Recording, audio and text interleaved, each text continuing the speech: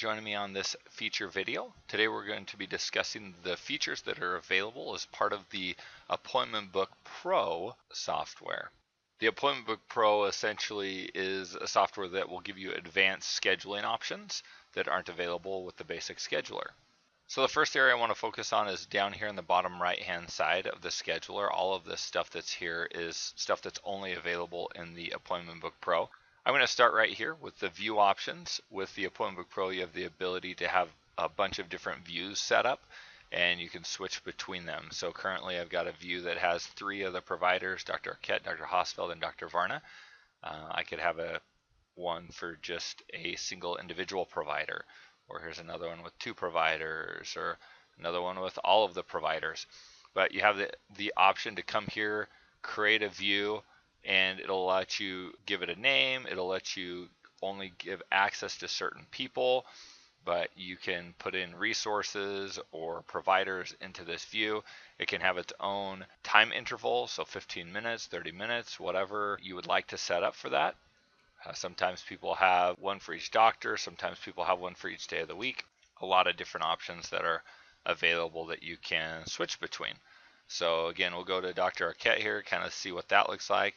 Then you also have the option for the week view and the month view. In the regular scheduler, you can only see a single day at a time.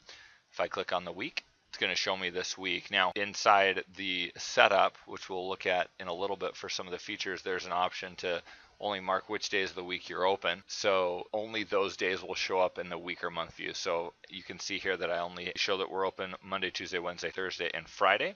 So Saturday and Sunday are not showing on here. Additionally, if I click on the month view, same thing.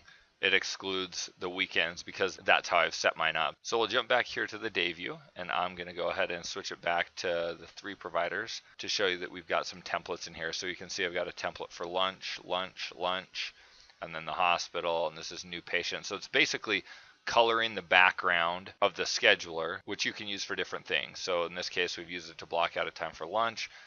We've also used it here to schedule a certain kind of a patient.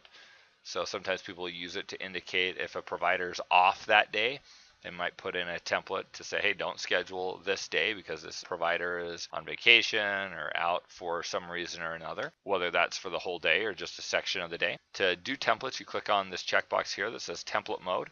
It gets rid of all the appointments, and now we can just see each of the templates kind of like an appointment. And it functions a lot like that because once we have that box checked, we create new templates just like we would do appointments, where we can highlight an area and then right click and do add template, or we can just double click on the time slot we want.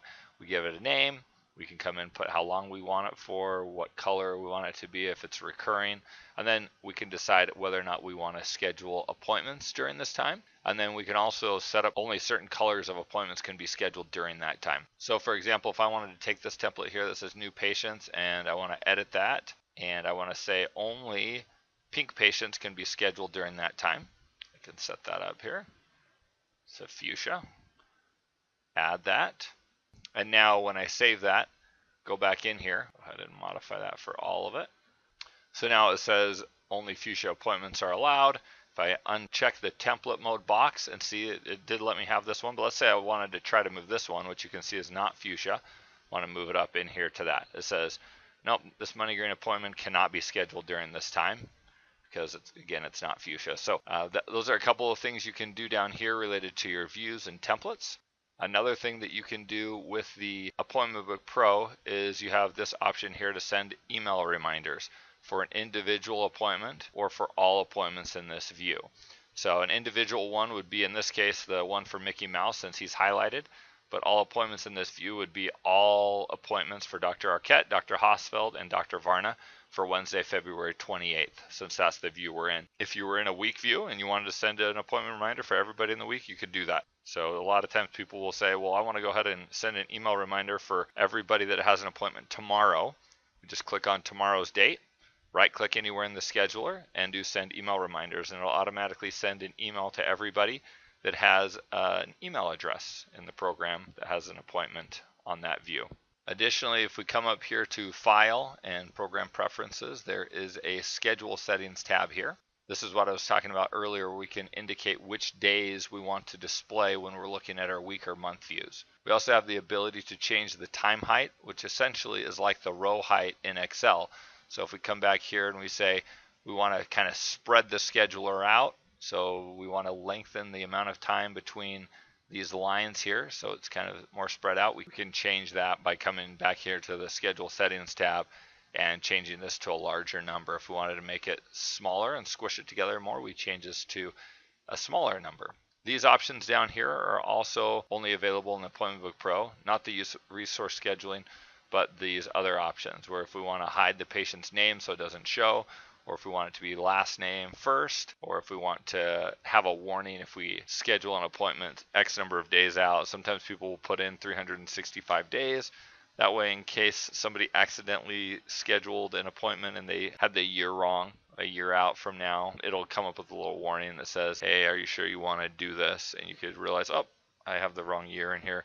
Go ahead and change that before I do that. And then also this area here where we can indicate the dates that the office is closed. You can come in here and put those in there, and then it will show on the scheduler in a gray circle. So for example, let's say that I wanted to add something here for President's Day, which was February 19th. So then when we come in here to the scheduler and we look back in February, we can see it's circled here. So you can also click on it and it grays out the whole day. This just gives you an option, because sometimes somebody might say, hey, I want to see the person back in a couple weeks or whatever. Let's say somebody had an appointment on the 5th and they said, hey, the doctor wants to see you back in 2 weeks. You might accidentally click on here, not remembering it's President's Day, but now we know that it's President's Day, so we're going to go ahead and click on the 20th instead and make sure we're not scheduling when we shouldn't be. So those are some of the cool features that are available with the Appointment Book Pro. It makes the life of the person doing the scheduling significantly easier. Thanks again for watching.